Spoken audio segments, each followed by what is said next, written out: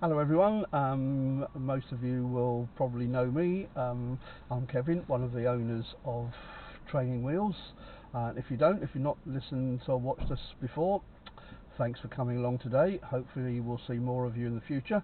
I have with me the lovely Ellie. Hello. And some of you will know her from one of our social media platforms, because she's a regular contributor on a Friday, gives us all the little tips as to what to be doing. And Ellie has actually passed her tests now. Thank you. But she's still going to carry on doing some tips for her, which is great. Because most people, when they pass their test, you say goodbye, and that's the last you ever see of them again. Right, so we're going to talk about the test and what happened in that and what you did to sort of counter nerves and that sort of thing. Yeah. Because it wasn't the first one, was it? No. Shall we just go through the first test first of all and banish the memories of that, and then go on to the better result? Yeah. So tell us a little about that first test and how you felt about it and how it went. So I feel like the first test, I let the nerves completely take over my body, and I was being really silly because I knew how to drive, but I was just like, wow. I feel like it was the pressure. Yeah. Didn't expect like what was happening. So it started off okay, and then I was just making silly mistakes, and I feel like I knew I was making mistakes, and then I was keep thinking about it. Yeah. So yeah, it was making me get worse, and then I stalled and I got really upset about it, so we had to pull over, and I was like, oh my gosh, it's all finished now. But I carried on, and then I had to pull out behind. It was like an angled start. Oh, that's right, you did, didn't you? Yeah. With a van blocking your view ahead, wasn't it, as well? Yeah. And all I could think in my head was, if I pull out, I'm gonna fail, and if I pull too close, I'm gonna fail. I thought, oh, I've just failed straight away. Which my advice now to anyone is, don't think you failed. Just be really, really positive all the way through. Yeah, I was too close to the cars, and it just wasn't my day. I don't think that day.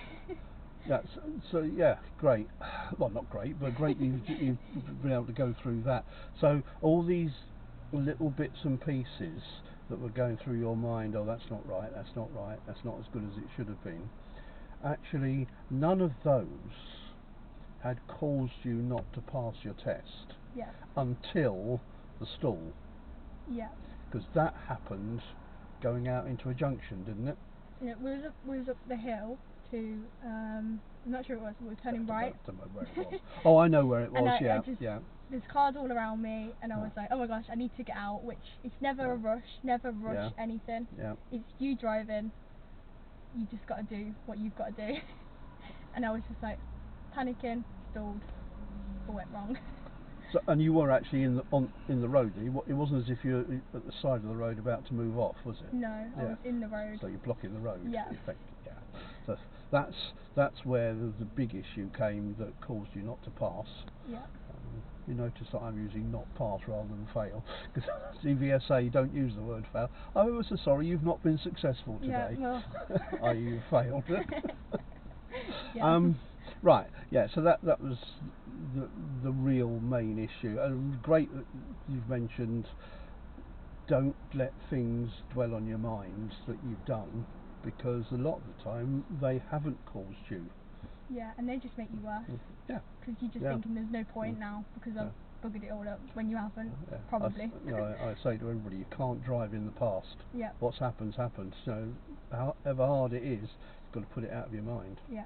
I know I had a couple of people successive tests they did, both of them passed, and both of them said to me, tell your learners, even if they think they failed, to carry on, because these two people both thought they'd done something that caused them not to pass, and they did pass. Yeah. Right, so let's move on to happier times. Yeah. Which was only 10 days ago now. Yeah, so I don't know. Yeah, it was 10 days ago. No, but one thing I need to say is that at this point, that Ellie, you may have guessed from her accent, is not Devonian, like I'm not. And you've only lived down here for 2 years. 2 years? Yeah, just a bit over 2 years.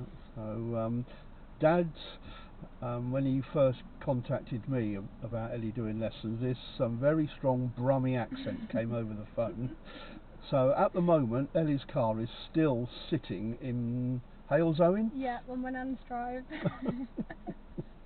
So she hasn't actually driven on her own yet since the No. test. I did offer to let her drive up here because we're sitting in Honiton Tesco's at the moment, but she chickened out of that. Got my Crocs on, that was the reason. Right, so you moved down here 2 years ago, so it's not an area that you were familiar with at all No. when you came. You're at Exeter College, Yeah. final year, Yeah. doing what? Health and social care. That's right. Plans to do anything when you're finished yet? Yeah, I want to go to Plymouth University. I've got an interview coming up soon. Oh right, excellent. And I want to be a primary school teacher. Oh, that's, so yeah, hopefully. great. Right, anyway, so all of that. So, as I say, Ellie's not that familiar with the area. Obviously, we've been driving around Honiton and Exeter quite a lot to get you used to the test situation. So, what was different about test number 2? Obviously, you passed, but Yeah. what else was different? Well, I just feel I was a lot more confident. I think I knew what to expect. Obviously, I can't really say, oh yeah, it was fine because I knew what to expect, because there's people going into their test first time and they're not going to know what to expect. But I think that helped me, one thing. Right. I also... It's not, so this is the point, it's not a good reason to fail your first test though. No, that's what I was trying to say. But it is, you know, yeah. Yeah. I just really controlled my nerves. Had bananas, which Kev did say to have a banana on my first one, but I was doing mock tests and I thought they'd jinx me, so that was my reason for the first one. But the second one, bananas, had some calms. I don't know, am I okay to say that? I don't know. Of course you are. Yeah, okay. They're not like medical, you know, you can get them from the No, shop. because there are some, I think there's one version of Rescue Remedy that's got alcohol in it. Yeah, I think those are the drops. I've never tried those, right, but they was calms, and I think they really helped, even if that was just in my head.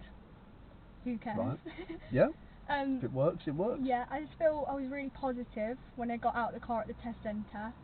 I was like, I told myself, this is a test now, it's fine, you know how to drive, don't be silly and just drive. So that's what I did. I was going round and I knew I was making a few mistakes, but I wasn't dwelling on it. I was like, okay, it's fine, I've made a little mistake, it's not serious, I know it's not serious. So that was, I was just really positive, I think, throughout the whole test. I was having a lot of regular water breaks, as you said. Yeah. Drinking lots of water. Yeah, I think that's it. I was just positive throughout the whole thing. Okay. And I was like, it is what it is, but I know I can drive and I know I can do it. Right. Okay. Was there something else that was different about it? Oh yeah, sorry. I took Kev with me. For those of you who know Diane Hall's Get Over Your Nerves courses, she had her chimp in the back.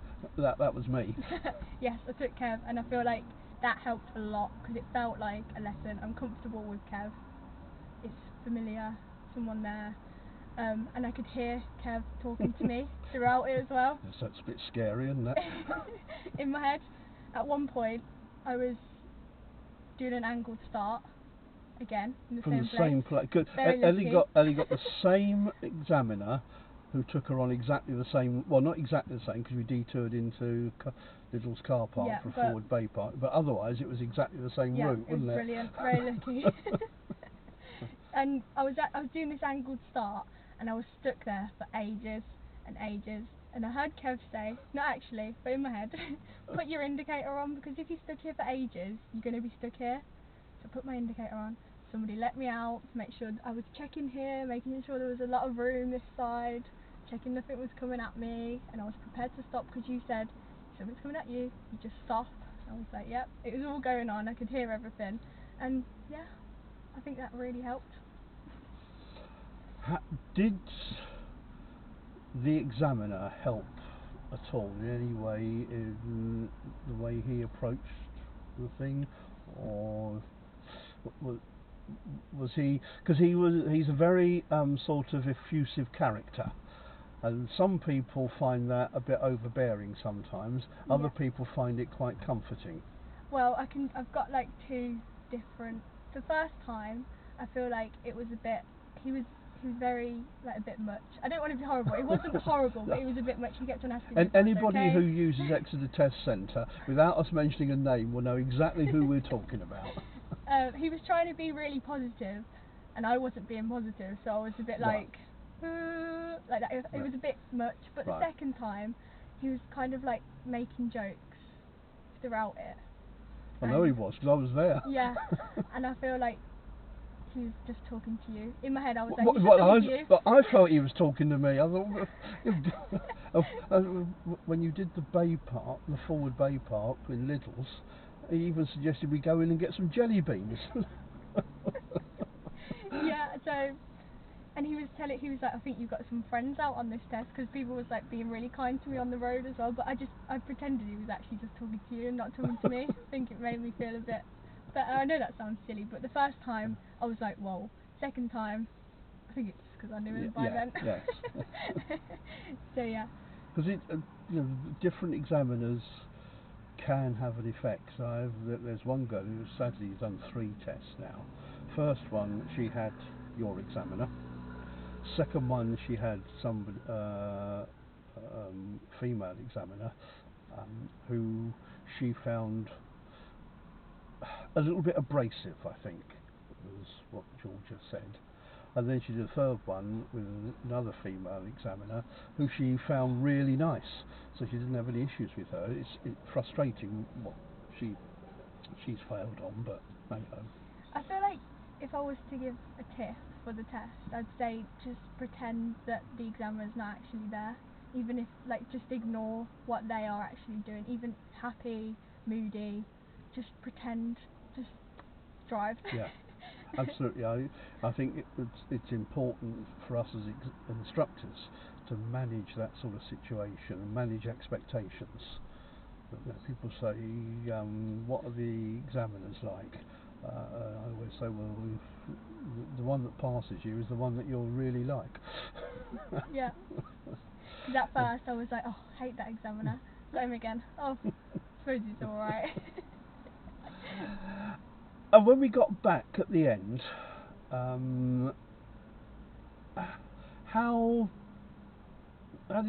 what was your feeling about whether you thought you'd passed or not? Well, I keep saying this to everyone. When I was turning left into the road where the test centre is, I was thinking in my head, I've done this, I've smashed it. I feel like I know that's really big-headed, but I just had this feeling. I was like, that's gone really well. I was really positive about it, and then he said it. I still didn't believe when he said it, 'cause I just overthink a lot. Because sitting in on a test, I always think most times you can tell when something's not gone right. Yeah. And I couldn't think of anything that happened on that test that he could possibly give you a serious fault for. Yeah, that's what I just knew. No, there were a couple for hesitation, weren't there? Yeah. I can't remember. It doesn't matter what the other ones were now. But yeah, when he turned round to me and said, "Shall we give it to her?" I was like. You wanted me to say no, did you? And when you said, oh, she had you last time and she didn't want you this time, and he was like, oh, I'll just get out then with the birth certificate, leave it to it. I was like, oh.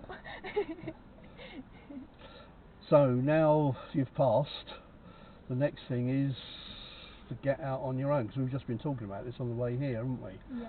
So when Dad does finally bring your car down and you've got it insured and whatever you need to do, what are you going to do for your first drive out? I think I'm just going to do like little, maybe to Tesco's, and then to my sister's school, and to my other sister's school, just like little where I'd usually be going on a day-to-day basis, and then I'll start to venture out to college and stuff like that. Yeah, I don't think it will take you long, but yeah, I always say to people, go somewhere where you're familiar with the road, but you don't have to be there by a particular time. Yeah. Now, if you're going to take your sister to let's say little town school. Yeah. Yeah, good luck with that. Trying to park there. Just tell you can walk from here. No, we park down by the garages and not many people park there. Oh so right, that's okay. Oh, where Jay, another instructor, lives. I'm not sure. It's just, I know like a where little you cut through yeah. to the school. Right, okay, well, congratulations on passing Thank anyway, you. and thank you for the nice review you've already done for us. You're welcome. So that's already gone on, and this will go on to our YouTube channel fairly soon. Lovely. Thanks much, Elle. Thank you.